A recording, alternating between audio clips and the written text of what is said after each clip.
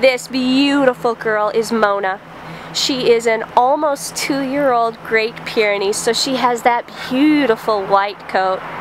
Sadly, Mona came to us from a rough situation, so she is looking for a loving new home, somewhere where she can feel safe and secure and just wanted.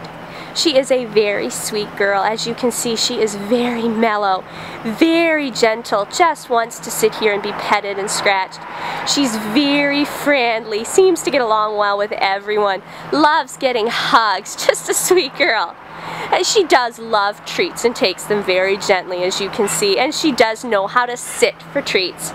While she's been here at the Humane Society, she also prefers to go to the bathroom outside, and she does walk very nicely on a leash. She is such a gentle, good-natured, easygoing girl. She is going to make someone a terrific, loving new companion.